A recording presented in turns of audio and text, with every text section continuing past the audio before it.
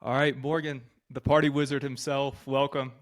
What's up, dude? How are you? Dude, I was just saying, it's like it is. We haven't spoken in a minute, and I actually wanted to ask you a couple questions. Yeah, of course. First off, like, so Yeah, you sure. started doing like this podcast series.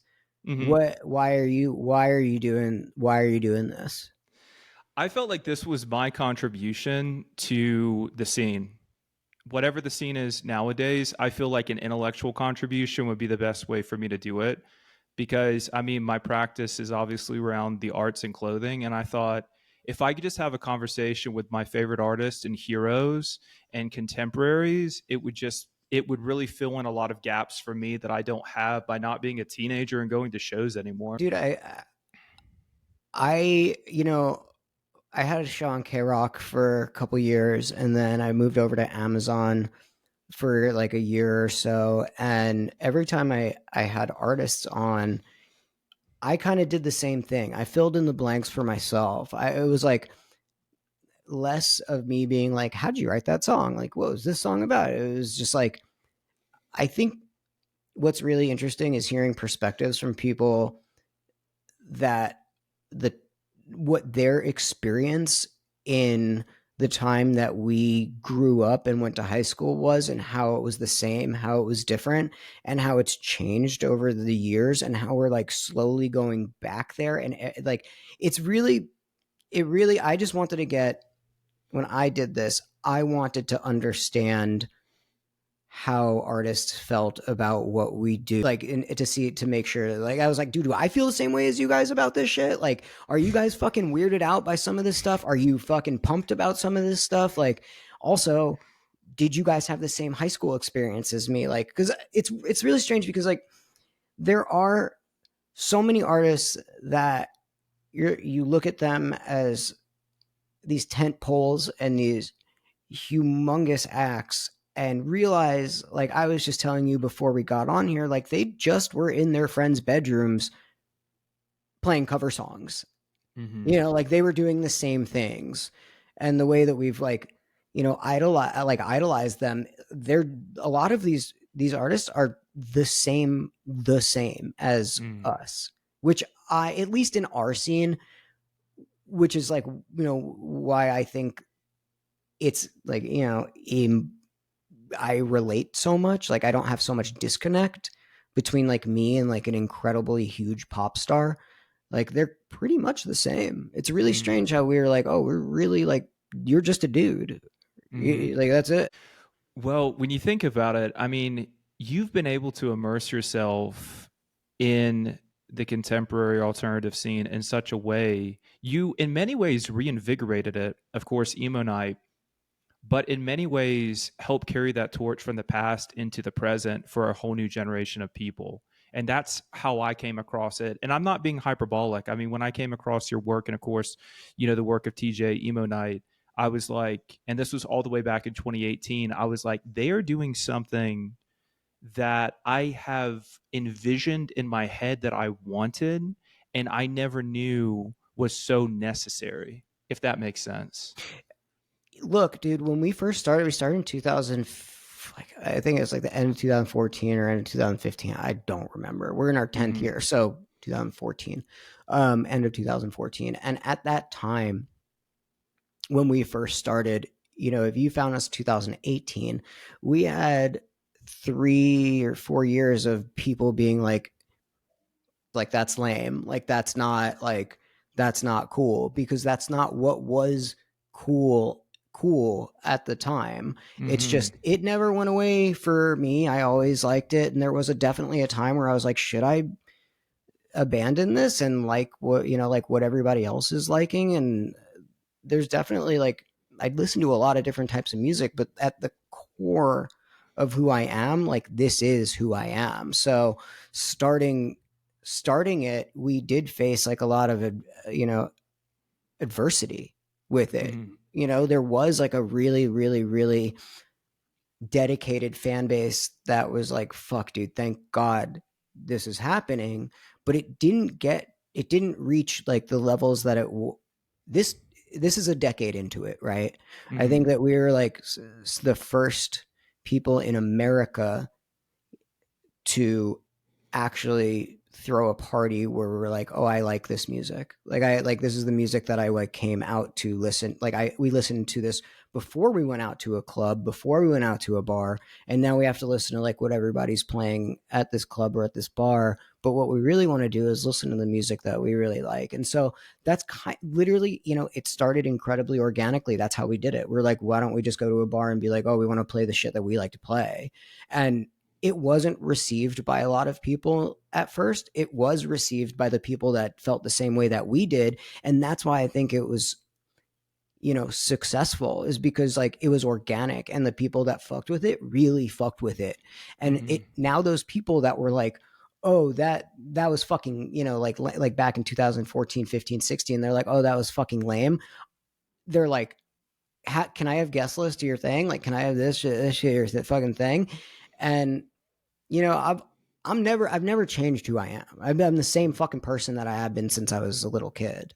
Yeah. Like it's just that, and that's why I'm like able to speak so candidly about it. To me, it never was.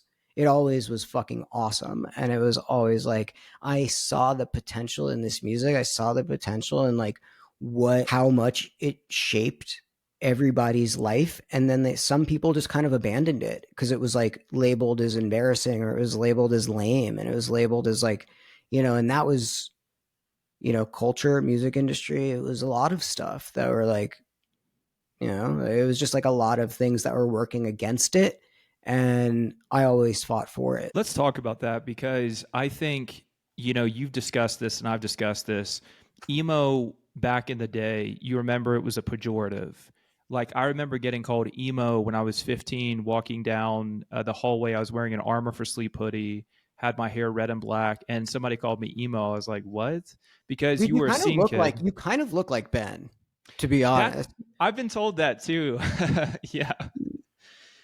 Well, I think the three of us have actually, more in common too. I got confused with Ben for sure. Of course, being Jewish too. I mean, that plays into it as well. I think we all have like Jewish scene kids, Yeah, but I've dude, gotten it told that. is really strange that like I didn't realize that, like Gabe Saporto, like I didn't realize there was like a Yeah, lot of that yeah, in and which is like, there is some telling to that. It's like, I grew up in New York, and then my family moved us to Tucson, and like, at that time, like I don't think any of my friends like knew what Hanukkah was, or like knew what any of that was. So it was like I don't want to lie and feel like I felt like an outcast, because I didn't. I really did feel like I belonged in like any circle whatsoever. I just like, this is the personality that I have.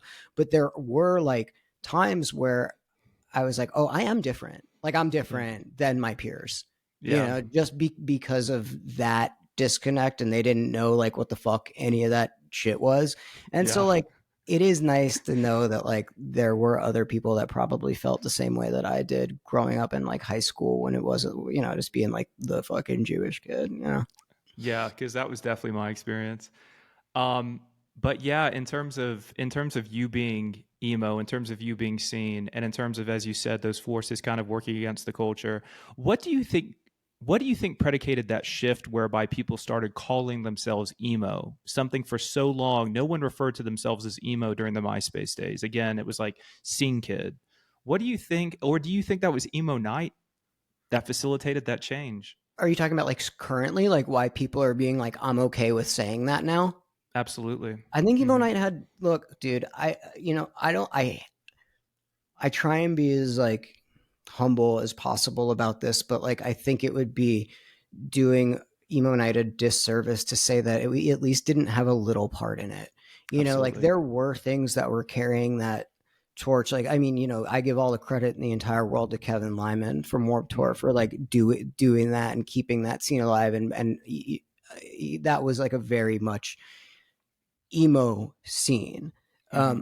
Look, it's the way that I feel about a lot of stuff. Like it all comes back around. Like what we see in history in general, we're repeating right now. So it's like that in little niches of subcultures, and so like that's kind of what we're seeing. And sometimes, like, dude, I say this a lot. there's always going to be 15-year-olds, and 15-year-olds are always going to feel the way that the 15-year-olds that were writing emo music back then felt, regardless of like the fact that it was either 1995 or 2024. There's always going to be 15-year-olds, and they're always going to feel like that. And I think that the thing about culture is that, like, what is good is that we've come to a place where people are more accepting. They are more able to be like, I like this and that. It's okay to be this and that. Like, like, for instance, like, dude, like, the amount of different types of music that I listen to a day is wild. But like, at my core, I would be like, yeah, dude, I grew up fucking being an emo kid. And like, that is what I identify as. And like, that's what I relate to. And I think that what's happened is just that we've gotten more accepting and being like, labeling it, right? Like, we've just been like, the kids now are like, fuck it, I don't care, which I love. I'm like, dude, fuck it, do whatever you want, say whatever the fuck you want to say you are. And back then it was like, it wasn't like that. There was like cliques. It wasn't like cool to be a part of something that wasn't cool. And so now I feel like the kids now are like, I don't give a fuck what's cool. This is what I am. It's a lot, Yeah. dude. There's a lot of shit to it. I think it's pretty deep, because there a lot of the people that I've found that work in the music industry, the reason why they even work in the music industry is because of emo, is Yeah. because of like those songs. And like, they might not necessarily work in that genre now, which they might be like the managers of like humongous pop artists. They might like own, they might be A&Rs for like giant labels. But like, at the core, if you like, go meet with them, they're like, oh yeah, I grew up listening to that stuff. That's why I started working in music. It like kind of was the catalyst for a lot of people in entertainment and music to work in this field. And I don't think it gets enough credit. Like, nobody, like, few and far between. Are you like, yeah, dude, this fucking Hall and Oates song like changed my life, and like, I had to work in music. Like, god damn it, I love Hall and Oates, but like, it wouldn't be enough for me to be like, I'm going to dedicate my entire life to doing this thing. I like that analogy a lot. Morgan, let's speak to you then, because I want to hear. I was always curious, and I do mean this, what life was like for you in terms of your participation in the scene culture growing up. Like, what were your favorite bands growing up? What was it like going to shows?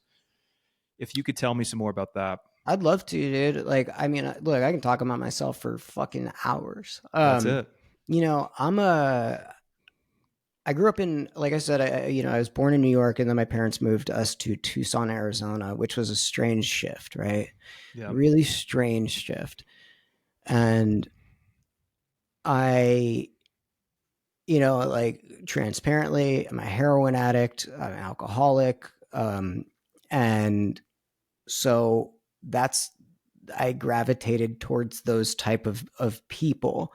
I always played in bands. I always played in, like, I started, playing in bands when I was like 14 or 15, in like progressive metal bands. Like, that's what it was. I played bass. I was like, fuck, dude, 6-string bass kicks ass, dude. I love Dream Theater. Yeah. Like, I still wear all of my shirts that like I have from when I was a little kid, like Cannibal Corpse and Obituary. I loved the band Death. You know what I mean? Like, I loved all of that stuff. And then, I started hanging out with a group of people that were really into like ska and punk. And that was like the catalyst into me listening to things like the Get Up Kids and Jimmy Eat World. And those were my, like, Saves the Day, Get Up Kids, Jimmy Eat World were those are like my top three. Like, those are the ones that I grew up with. There's like a ton of other ones, like, Sunny Day Real Estate. I Hmm. really, really love.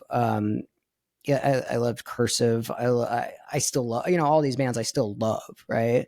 Um, who else did I fucking? But like, that's when I started being like, oh, there's a scene here, and so I started playing in bands that sounded a lot like that. Like, there's a really, something really interesting happened in Tucson, where a lot of Bosnians came over from Kosovo, and they were very, very attracted to like the San Diego like indie emo scene, like 3 Mile Pilot and No Knife and Drive Like Jehu, and they introduced me to all of those bands.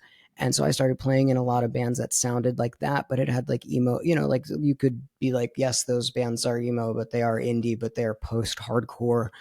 Whatever label you want to put on it is fine. It doesn't matter to me. But like they all fit in that bubble. Like they all fit like adjacently in some of those things. So I grew up playing in bands that sounded like No Knife. I grew up in bands that sounded like Get Up Kids. I grew up playing in bands that sounded like my like I was saying, my sister and her husband like showed up this morning and like they loved my first emo band, like called Table for One. You know what I mean?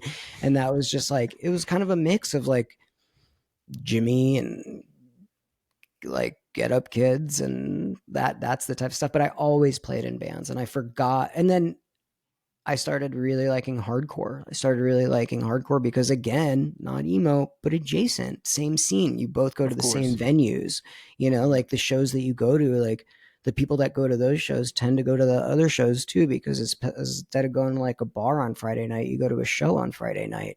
And Yep. so you kind of fuck with the same.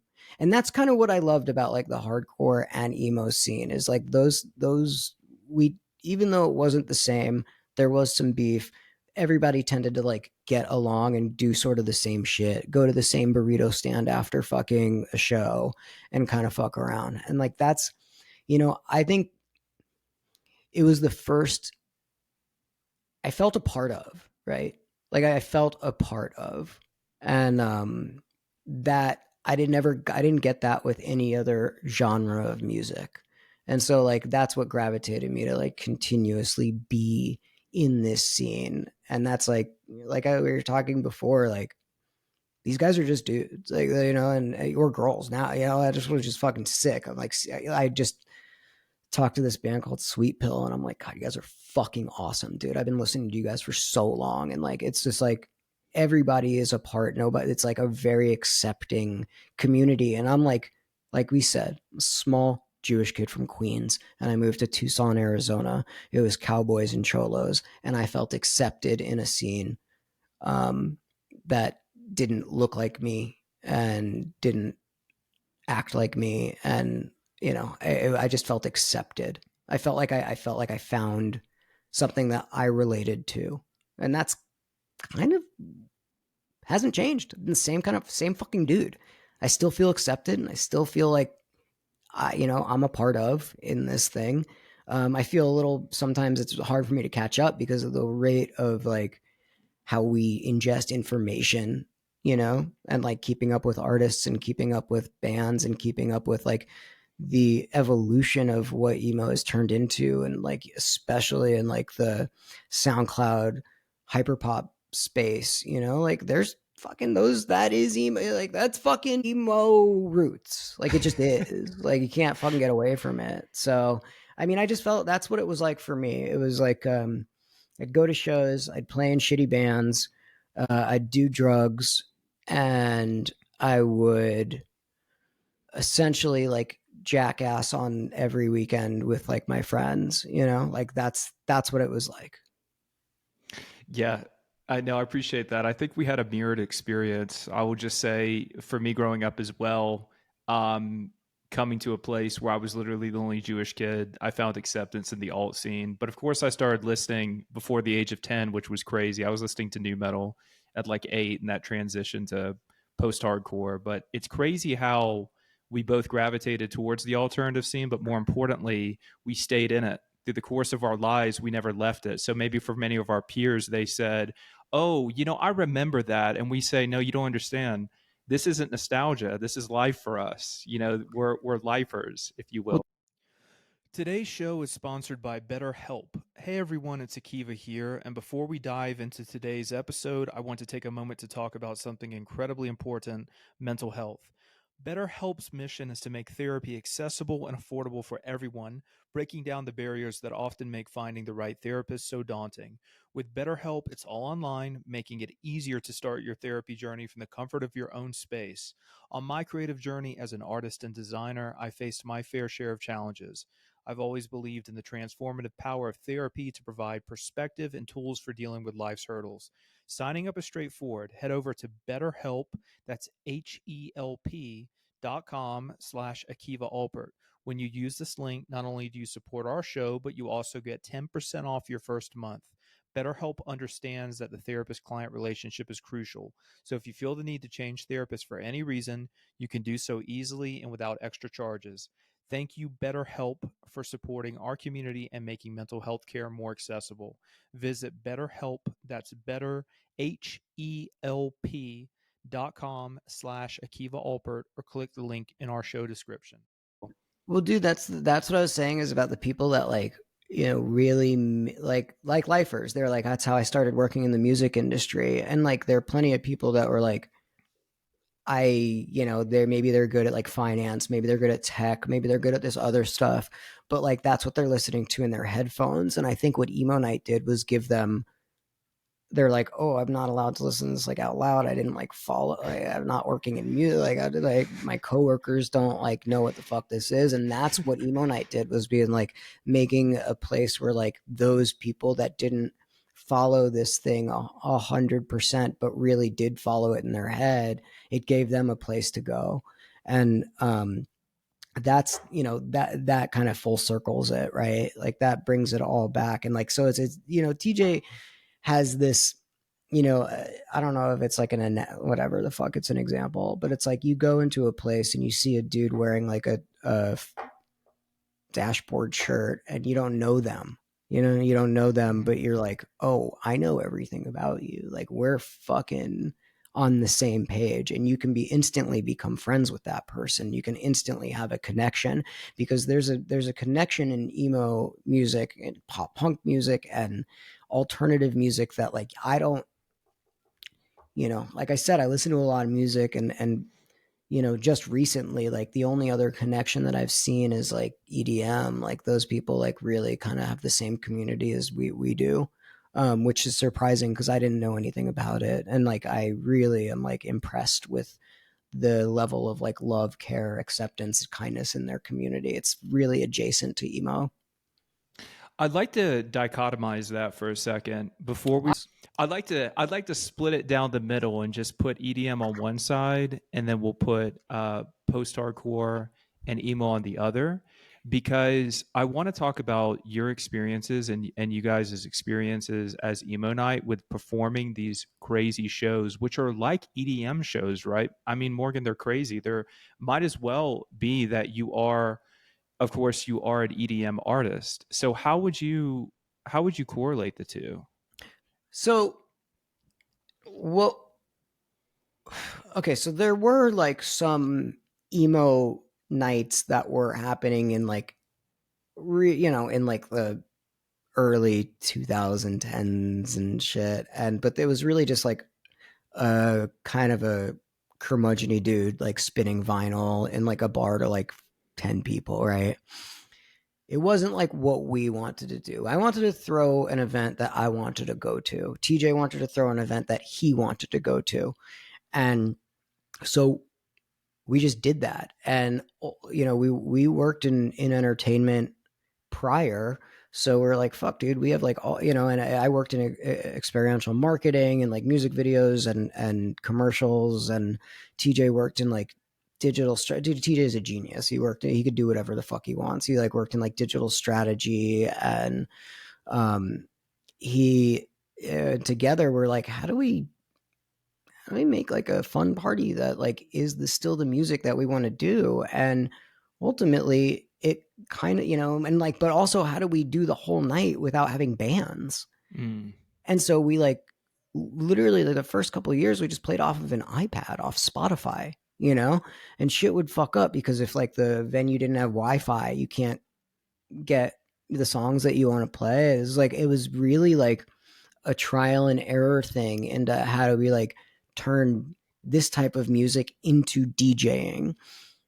And really it's not DJing. It's just kind of pressing play, which is so any of these artists that these guest DJs that we bring out, they don't need to know how to DJ. They just really know how to make a playlist. Mm-hmm. And last year or last April, we partnered with Insomniac. And the reason why is kind of the reason why I was just saying, like, why, like, the guy who owns Insomniac, his name is Pasquale, and he looked at our fans and our audience and the people that go to Emo Nite very similarly as the people that go to EDC, and like it's all community based, right? He was Mm-hmm. like, dude, there's such a crossover. And we started, like TJ and I started getting booked as artists, which was weird. And we're like, how do we do this on a larger stage?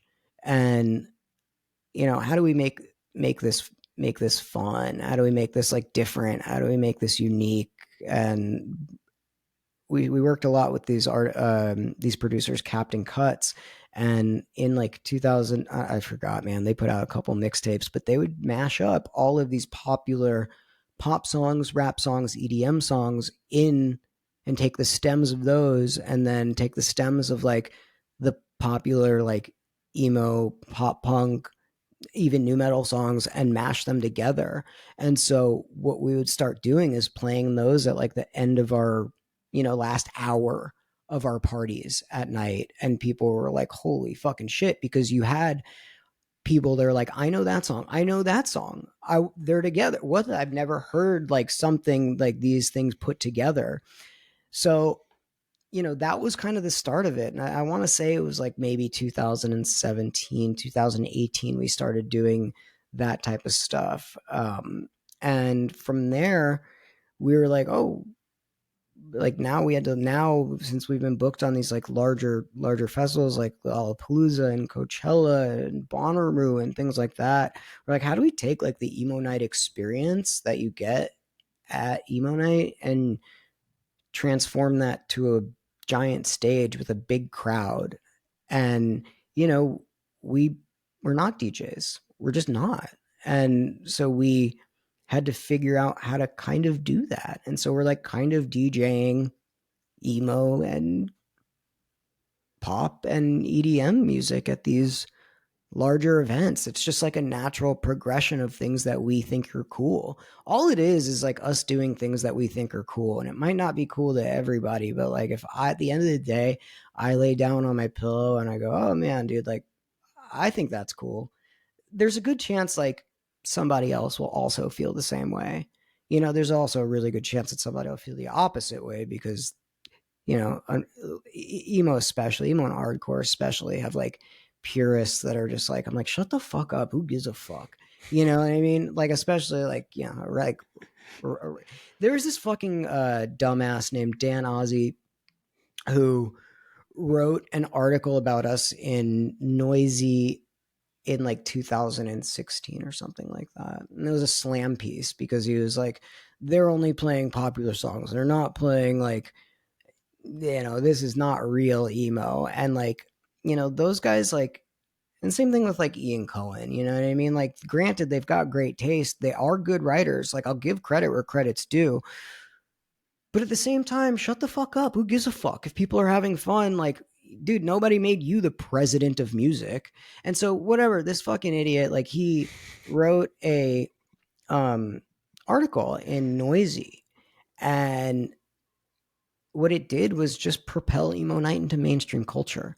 We sold more stupid shirts after that article came out. We sold out more events after that article came out than, thank God he wrote that slam piece. You know what I mean? Like I fucking thank you, Dan Ozzie, for making Emo Nite what it was, even though you're trying to do the opposite.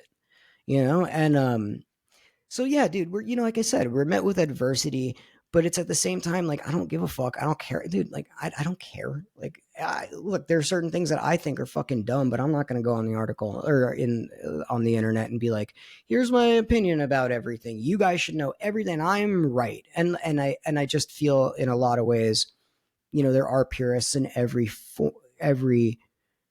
genre of music, emo is just something which I understand. People hold it really, really closely to them because it Hmm. is something that shaped who we are. So I get it. I'm not saying that I don't get it. What I'm saying is that like everybody is allowed to like what they like. And everybody, which is like the great thing about being alive. And that's, I've always had a problem with like music critics and music writers and shit like that because, like, look, there's plenty of shit that I think sucks dick, but I understand why people like it, and I'm not going to hate on people for liking the things that they like. And you just see that a lot just because it is so special to people. Like I could get it. I'm not that dense where like I don't understand why they feel that way.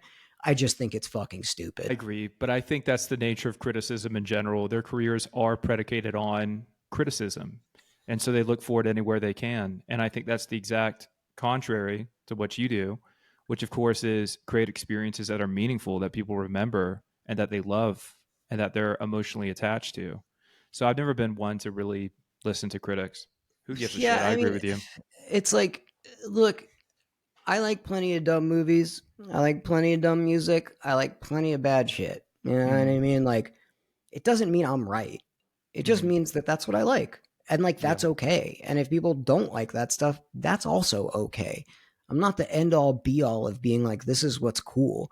If I am true to myself and I'm true to like what I believe Emo Night is, and if it fails, at least I was authentic and at least I was myself and at least I was the like I can be true to like what I think is cool. And like I said before, if I think something's cool, there's a good chance that like somebody else out there, maybe in the middle of nowhere, will be like, that is cool.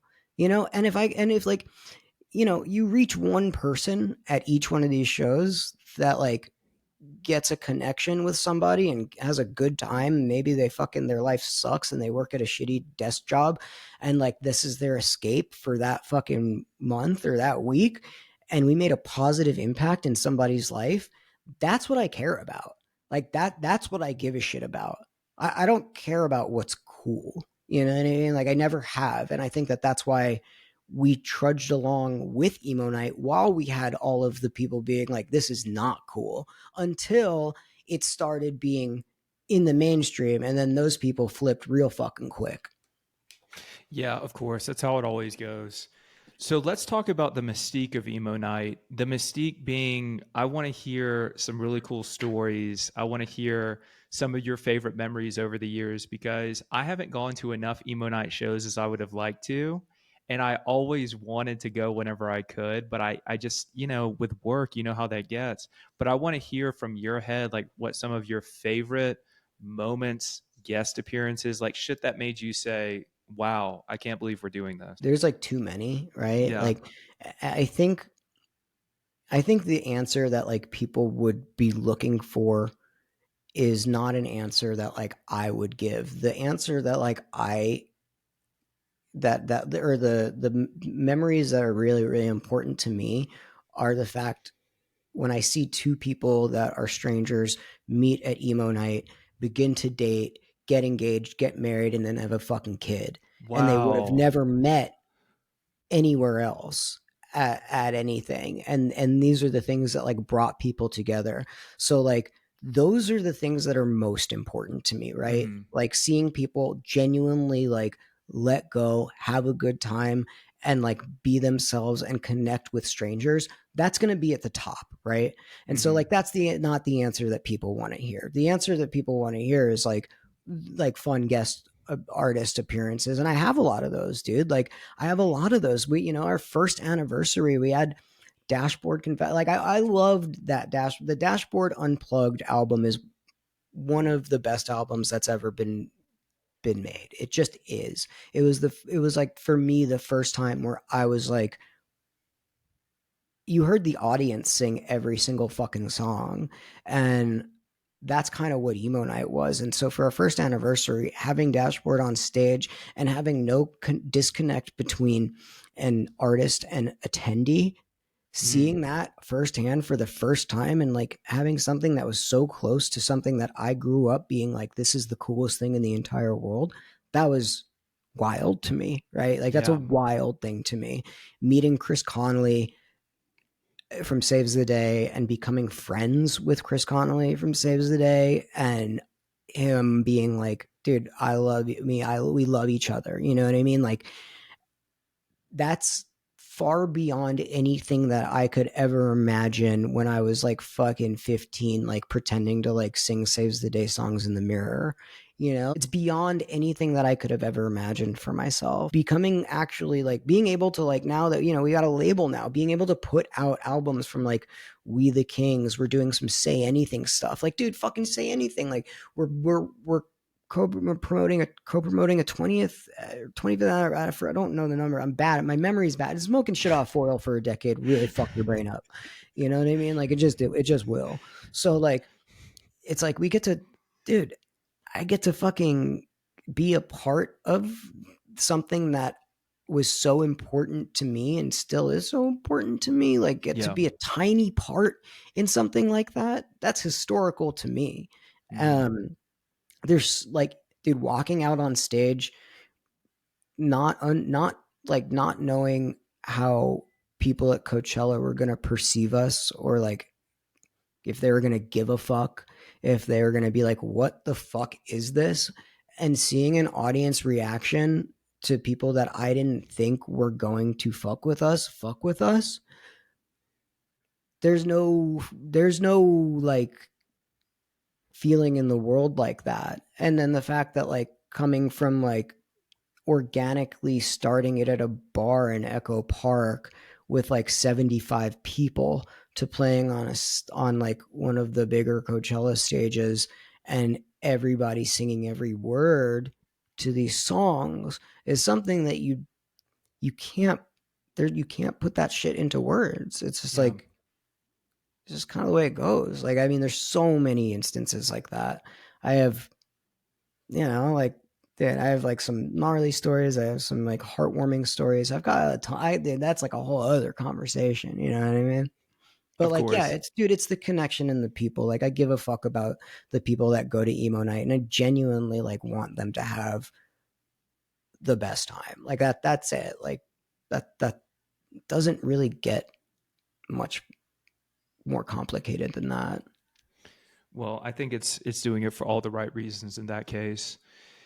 So, speaking to kind of the evolution of Emo Night isn't just Emo Night. There's Emo Night, there's Rider Cry, which is your marketing agency, and now you have a record label.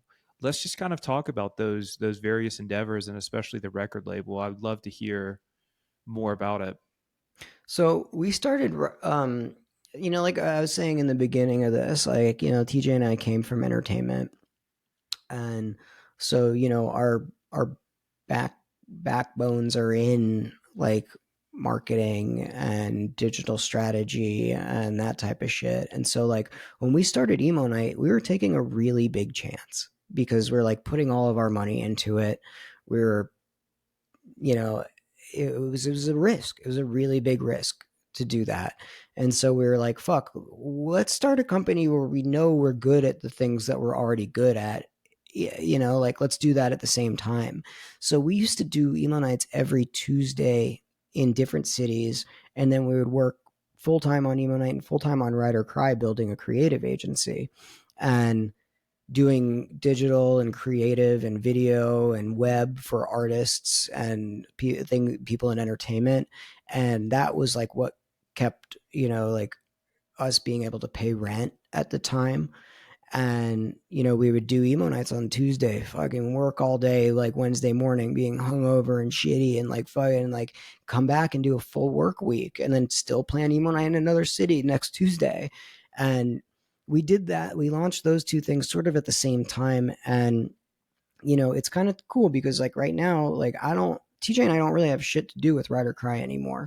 Like, other people took, we don't have time for it, so we wanted to give it to people that like worked there and have them take the lead on it. And right now, where Remo Night is on retainer with Rider Cry, like we pay Rider Cry to help us to do like, like size shit and do some social, like whatever, like all the stuff that like we don't really want to do. So it's like, it's cool to hire a company that we started to like help a company that we started, and like work together and see like both of them grow because the people that we work with are so exceptionally talented. Yeah. So that's kind of where we're at with Ride or Cry. Like, and like I said, like with Insomniac, like we had a couple offers from other people to like acquire us or partner with us and all this shit. Nothing felt right except for when Pasquale met with us.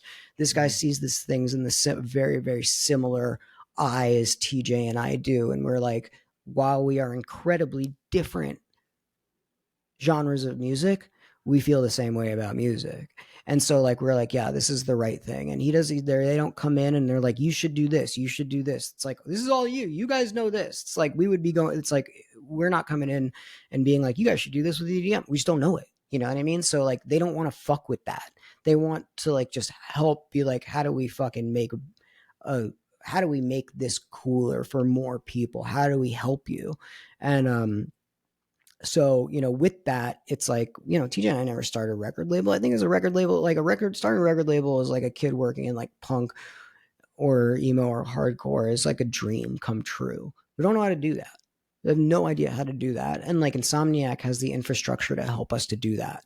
And so like we're in charge of like all the creative, we're in charge of all of like the marketing stuff, but they, all the back end, like the know how to fucking describe half of that shit, like what they do is, but they're the ones that help us set up how to have a successful record label.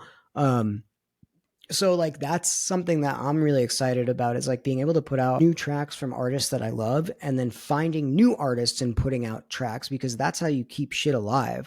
Yeah. Kevin Lyman said something like really, really important to us one time at dinner. TJ and I at dinner one time, he was like, you got to give back as much as you take, or what, I don't know if the word was take, but it's like he said it more eloquently. But like I was like, yeah, that's right. We have to like put new artists in front of people. We have to, if we have the platform, we have the ability to do that, like that's our job to do.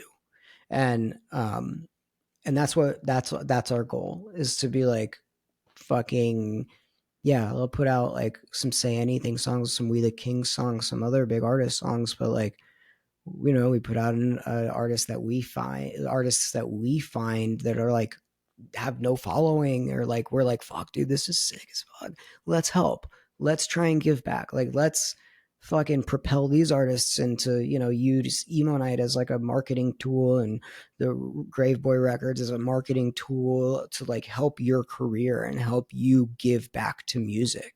So there's a lot of exciting things that are coming up, and ultimately it comes down to like us giving back as much as we can. Yeah, let's speak to that. Let's speak to the future because I think it's really interesting because someone said similar to me about having one foot in the past and one foot in the present.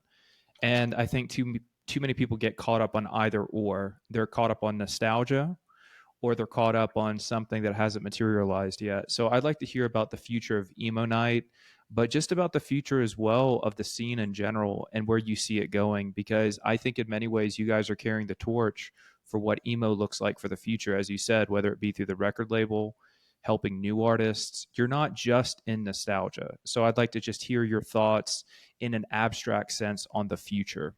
So there, after Emo Nite came out, there are a lot of other Emo Nites that came out afterwards, and strictly built on nostalgia, strictly built on like swoopy hair and like crying and sadness, and like that's the easy thing to do. They're not people that want to live in the they're not people that like want to live in the past. They want to stay current, but also be like, I love that stuff. I'm never not going to love that stuff. So it's like on me being on the creative side, I've always been like, how do I like take current culture and blend it and help it move with like what we're doing with that?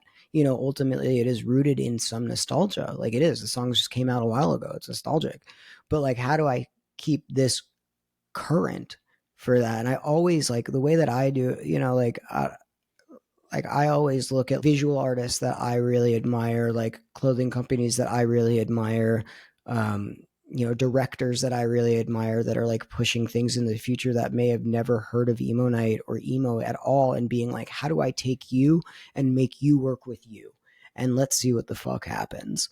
Like that's what I love doing. And like some of Mm, the and it's really strange because some of these like larger artists, like larger like high end artists, like I would never think would fucking answer something from me, and they're like, "Oh dude, we fuck with Emo Nite, you know, like we really like it. This is like one of the coolest things that like, you know," and I would have never thought that. Like I would have never ever thought that. And so it's like I also, like I said, like I listen to current stuff. I try and like do my best to be like, what the fuck is happening today? What do yeah. I think is going to happen in the future? And I try and blend that with like what Emo Night does in general. So it's like having your finger on the pulse of like ultimately like what I think is cool. Like, look, I've been wrong plenty of times. I'm wrong all the time. I'm probably going to be wrong like 40 times today. But like every once in a while, like I'm like, damn, dude, I like kind of saw that coming. I like knew that this was going to happen. And I try and like incorporate that with like what we do as a company. So, I mean, you know, now we're like we're doing like half EDM, half all like alternative emo shows called like Grave Rave, where it's like those two things don't seem to mix, but they do, you know, and like, you know, we're taking risk and take do you like nothing good ever came out of like just being fucking comfortable, right? Like I you Yeah. take risks and we have like my biggest thing is like take a risk, have fear, follow through if you believe in it. Like that's like what I do with not just the company, but with like my life. And so it's just, like I said, I've always been like that. I'm not going to change. This is just who I am. Like, I'll see things differently. My perspectives will swap, you know, like change a little bit as I get older. And, but like, that's just kind of who I am as a person. And so, like, I'm always going to try and like be like, what do fucking kids like now? Try to understand it. Like, what are people like now? Like, try to understand it, even if I don't, even if like I don't give a fuck about it, even if I think it sucks, like, you know, like even if I'm like, I try to understand, I try and see things from everybody's perspective, you know, like if I stay in my dude, my best thinking got me to fucking rehab. You know, my best thinking got me working at Bath and Body Works, which I loved, by the way. You know what I mean? Like that's like what I like doing. I thought it was like the greatest, most freeing, fun thing in the entire world to work in like retail. But that's where my best thinking gets me. My best thinking gets me out going and buying drugs, going and out fucking drinking all day. Like that's my best thinking. So I rely on like a perspective outside of myself, you know? And I think being open to that and being open to new ideas and open to new music and open to new trends and open to what the kids now are fucking with, like, you know, that's what I do to stay to try and move into the future. I like if I did everything that I wanted to do, this company would crash and burn. Yeah. Like Yeah. if it was left to my own devices, not, you know, and I have to be willing. I have to be willing to like listen to other people, and I have to be willing to do things like this and speak openly and honestly about like where I'm at. And like this guy fucking sucks. Like I don't give a shit. Like this guy's awesome. Like you guys think he sucks. I think like whatever the fuck. Like I have to if I'm honest and true to like myself, then like I don't know. I just look. I just try to take the next indicated right step. Like that's Right. it. That's it. Like I just try to do the right thing. Like I don't know, and I don't try and. Another thing is like, you know, working in entertainment and music industry. It's like it's there's some bad people. Like I'm gonna just come out and say it. I fucking hate working with agents, dude. I hate agents. Like I fucking hate agents. Like there's several that I really like personally, but like I would never want to fucking work with them. You Mm. know, like it's hard to do that type of shit, and it's like uh it kind of eats away your soul. So it's like I have to be like really, really, really true to what I believe, but also being open to what other people that have come before me suggest. Like, I don't know, Mm. there's a lot. It's a lot. I don't know. That might change tomorrow, but I don't think so. Well, it's a lot to unpack, but at the same time, you know, you've always spoken very candidly. That's something I do remember about you, and I think that that's what people need more of. I mean, we live in times where people are very concerned about how they're perceived, but if everyone focused on their authenticity, I think the world would be a very different place. And I'm not even trying to be overly philosophical. It's as simple as fucking that. People need to be It more could authentic. not be any more simple, dude. Like I said, you're allowed to like what you like, you're allowed to believe what you Exactly. believe in, you're allowed to do all this stuff.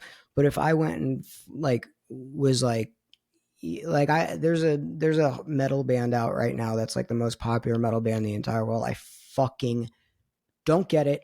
I hate it. I cannot understand it for the life of me. Maybe I'm missing something, but I'm not going to go out and be like, you guys are wrong. Like, I'm not going to do that. Like, if you like it, you're allowed to like it. But I don't like, dude, I'm nobody. I'm nothing.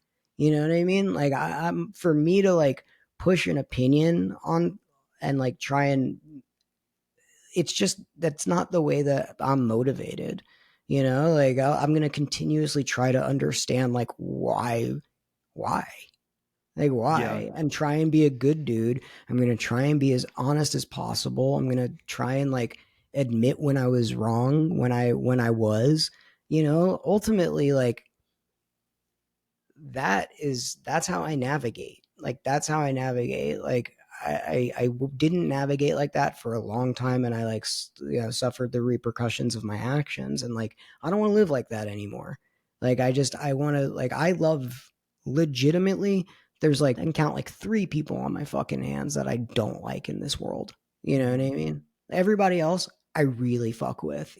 I really really really fuck with, and I never found it helpful to focus on negative, and I always try to look at the positive, and I always try to be like, what if? Like what if? Like how do you like like you actually like gassed me a little bit and being like giving me credit and giving Emo Nite credit for like changing the culture. And like I as hard as that is, like that concept was to grasp because of like who I think I am as a person.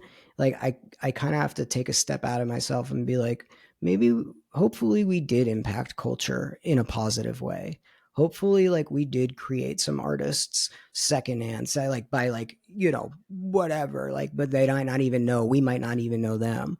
Hopefully like we did create art. Hopefully we did give somebody joy in life, because life is hard and it's full of shit that is really really difficult to like stomach every single day.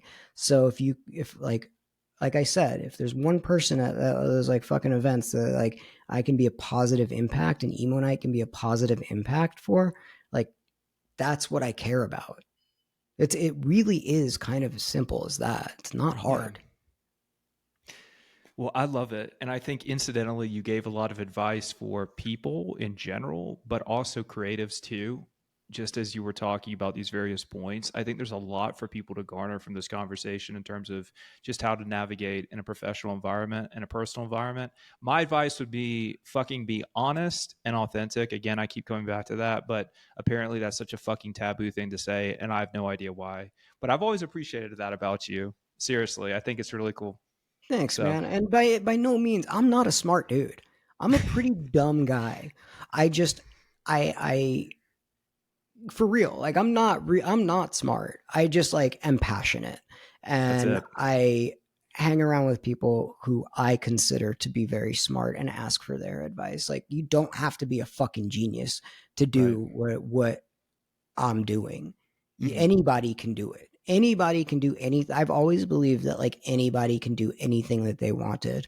It Yeah. doesn't matter. Like it like if you care about it and you're passionate about it and you do work really really hard and you're willing to accept some like mistakes and you're willing to accept advice and you're willing to accept failure and learn from it, like everything we do, I just go, what can I learn from, whether it's like a success or a failure, like Yeah. anything.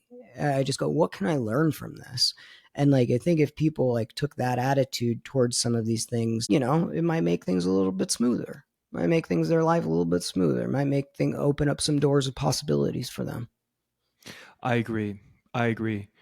And Morgan, I think that brings us to our final question, which is what's next for Emo Night? We are, like I was talking about these newer bands. We're looking at putting on some larger scale events with a lot of them. We're going to continue to do like blend this like EDM and emo like grave raves. We're going to continuously do those and build that and make it big and hopefully like create a new scene.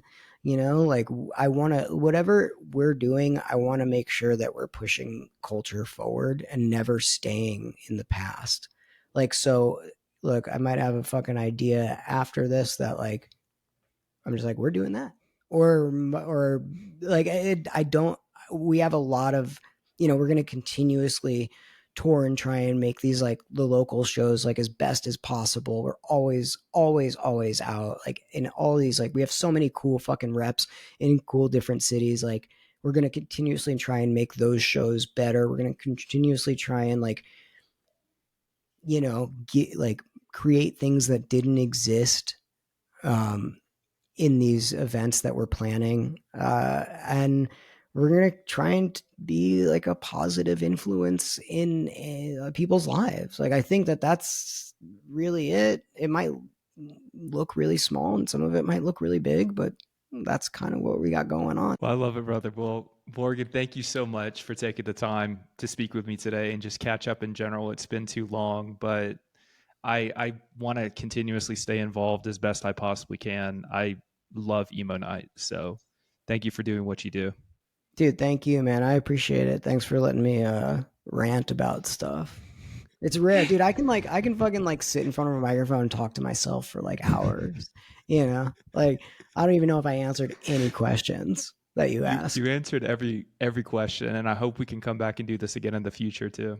Yeah, dude, I'd love to. All right, dude.